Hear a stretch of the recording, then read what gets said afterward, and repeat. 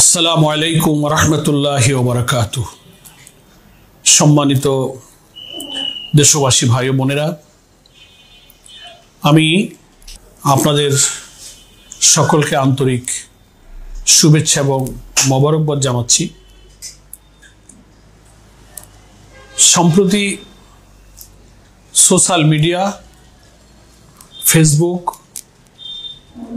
এবং ইউটিউব সহ নানান প্রচার মাধ্যমে আমার রাজধানী সহ দেশের বিভিন্ন স্থানে সভা সমাবেশ, সেমিনার, আলোচনা সভায় প্রদত্ত কিছু বক্তব্যকে উদ্ধৃত করে সম্প্রতি দুঃখজনকভাবে অনেক বিকৃত এবং খণ্ডিত সংবাদ পরিবেশন করা হচ্ছে, ফটোকার্ড আকারে এবং বিভিন্নভাবে পোস্টের মাধ্যমে এসব অপপ্রচার চলছে। ফলে আমি প্রকৃত সত্যকে আমার প্রিয় ভাই বোনেরা এবং দেশবাসী, আমার রাজনৈতিক সঙ্গী সাথী বন্ধু, সারা দেশের লক্ষ লক্ষ মানুষ যারা আমার ভেরিফাইড ফেসবুককে ফলো করেন, বাংলাদেশ জামাত ইসলামীর ভেরিফাইড ফেসবুককে যারা ফলো করেন, তাদের মাধ্যমে দেশবাসীকে প্রকৃত সত্যটা তুলে ধরার জন্য উপস্থিত হয়েছি। সম্মানিত ভাই ও বোনেরা, খুব দুঃখজনকভাবে আমি সম্প্রতি লক্ষ্য করছি যে রাজনৈতিক এবং সাংগঠনিক দায়িত্বের কারণে আমাকে বিভিন্ন সভা সমাবেশে বিভিন্ন সময়ে বক্তব্য দিতে হয়, মিডিয়ার সামনে কথা বলতে হয়, বিবৃতি দিতে হয়। সেগুলো প্রচার করার ক্ষেত্রে আমরা লক্ষ্য করছি দুঃখজনকভাবে বক্তব্যটার একটা খণ্ডিত অংশকে অথবা পূর্বাপর সম্পর্ক বিচ্ছেদ করে দিয়ে, অথবা কথাকে বিকৃত করে দিয়ে, অথবা আদৌ আমি যে কথা বলিনি সেই কথাকে ফটোকার্ড বানিয়ে ছবি, বক্তব্য, কণ্ঠস্বর, একটা কথার লাইনের একটা অংশ কেটে দিয়ে আরেকটা জুড়ে দিয়ে বিকৃত অর্থ হয় এমনভাবে এসব বক্তব্যগুলোকে প্রচার করা হচ্ছে। যারা এটা করছেন দুঃখজনকভাবে কিছু মিডিয়ার সাথে সংশ্লিষ্ট হতে পারেন, আমার রাজনীতি বা জামাত ইসলামী বা আমার ব্যক্তিগতভাবে আমাদের সাম্প্রতিক রাজনীতির এবং আমাদের তৎপরতায় কেউ হয়তো ঈর্ষান্বিত হয়ে, প্রতিহিংসা পরায়ণ হয়ে জনগণের মাঝে আমাদের মর্যাদা, আমাদের ইমেজকে ক্ষুণ্ণ করার অসৎ উদ্দেশ্য যদি কেউ করে থাকেন, সেটা খুব দুঃখজনক। সৎ উদ্দেশ্যে কোনো কল্যাণের জন্য তো মানুষ কারোর বক্তব্য এবং কথাবার্তাকে কেউ বিকৃত করে না। এই জন্য আমি বাধ্য হয়েছি দেশবাসীর উদ্দেশ্যে এই অসত্য প্রচার, বিকৃত কথা, খণ্ডিত বক্তব্য ফটোকার্ড করা, ফেসবুকে দেওয়া এবং যেগুলো প্রশ্নের তৈরি করে, যেসব কথা বক্তব্য আমি বলিনি সেটাকে আমার বক্তব্য বলে চালিয়ে দেওয়া, এমনকি আর্টিফিশিয়াল ইন্টেলিজেন্সের মাধ্যমে নানান বিকৃত রকম ছবি তৈরি করে কথা দিয়ে একটা অপপ্রচার, অতিরঞ্জন, অসত্য প্রচার চলছে। এটা মোটেই কাম্য নয়। আমি মনে করি যে আমার যেসব বক্তব্য, বিবৃতি, অডিও, ভিডিও, আমার একটা ভেরিফাইড ফেসবুক পেজ আছে, বাংলাদেশ জামাত ইসলামীর অফিসিয়াল ভেরিফাইড ফেসবুক পেজ আছে, এখানে আমার সব বক্তব্য, অডিও, ভিডিওগুলো কিন্তু এখানে পাওয়া যায়। যারা এটা দেখতে চান, শুনতে চান, আপনারা সেটা ফলো করতে পারেন। কিন্তু বিভিন্নভাবে বিভিন্ন জায়গার কথাকে বিকৃত করে, সংবাদপত্রের কথা বিকৃত করে নানানভাবে এভাবে অপপ্রচারটা রাজনীতির জন্য, ভদ্রতার জন্য, সৌজন্যতার জন্য, সততার জন্য, ব্যক্তির প্রতি ব্যক্তির যে মর্যাদাবোধ, এগুলোর সাথে আসলে মানায় না। আমরা এটার সাথে অভ্যস্ত নই।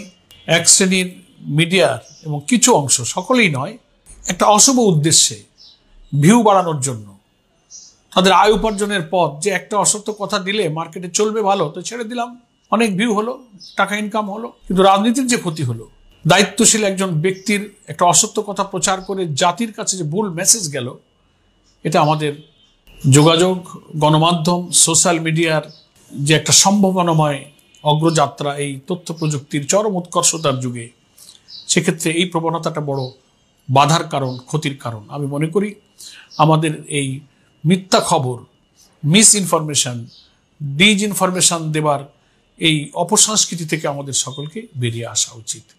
হ্যাঁ, রাজনীতিবিদদের কথাবার্তা বলতে গেলে অনেক সময় ভাষা, বাক্য, শব্দ চয়নে অনেক সময় ছোটোখাটো কিছু ভুল ত্রুটি হতে পারে। আমার বক্তব্য, আমি সেটা ভিডিও অনেক সময় দেখি, সেখান থেকে আমরা অনেক সময় নিজেকে শিক্ষা গ্রহণ করি, আমরা সংশোধিত হই।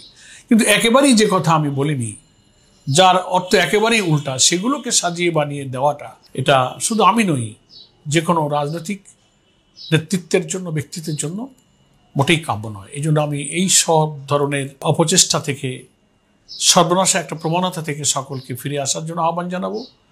এই মানসিকতা পরিহার করার জন্য আমি অনুরোধ জানাবো।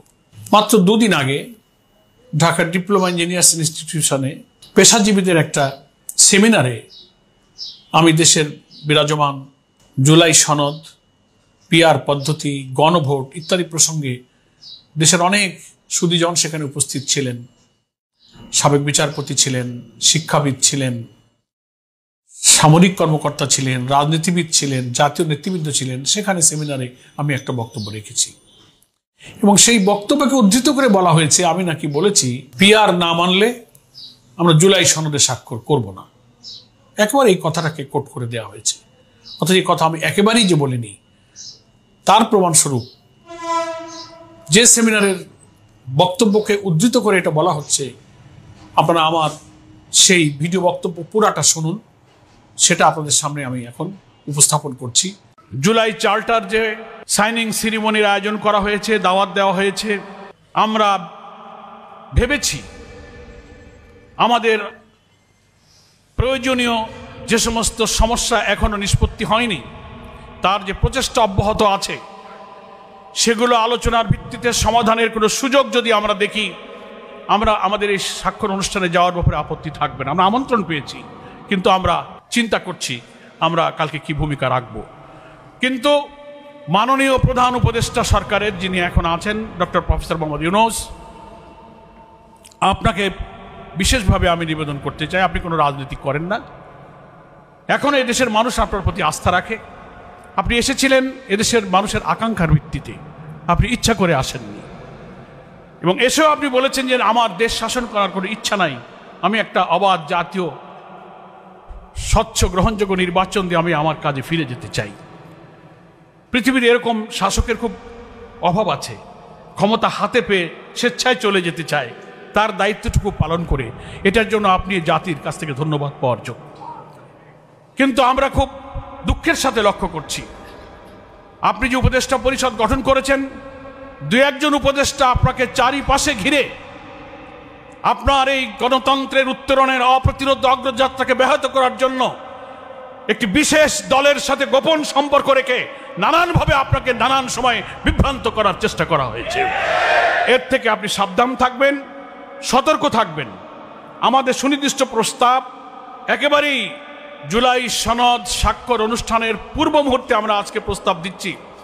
এই জাতির অধিকাংশ জনগণ, অধিকাংশ ভোটার পিআর পদ্ধতির পক্ষে, বিভিন্ন সার্ভেতে সেটা এসেছে। আমরা গণভোটেরও দাবি করেছি।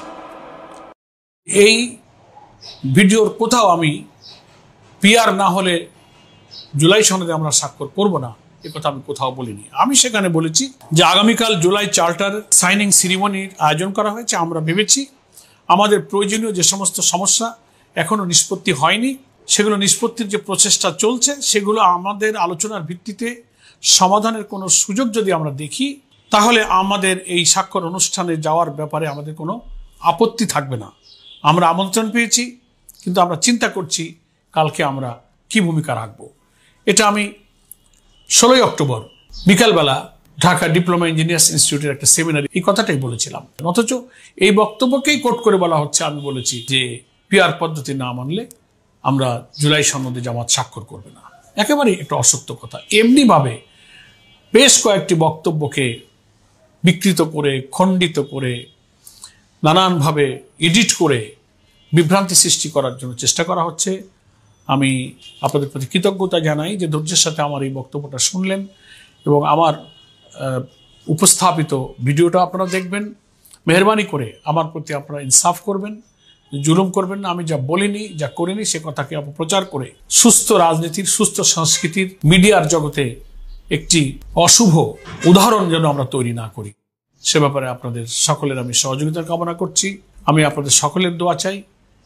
আমার এই কথার কারণে কাউকে, ব্যক্তিকে লক্ষ্য করে কষ্ট দেওয়া, আঘাত করা, ছোট করা আমার কোনো উদ্দেশ্য নয়।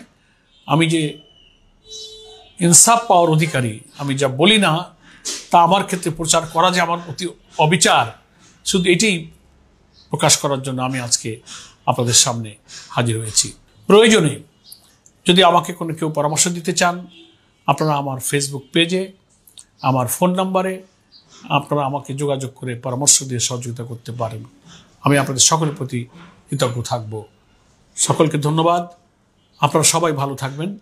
আসসালামু আলাইকুম ওয়া রাহমাতুল্লাহি ওয়া বারাকাতুহু।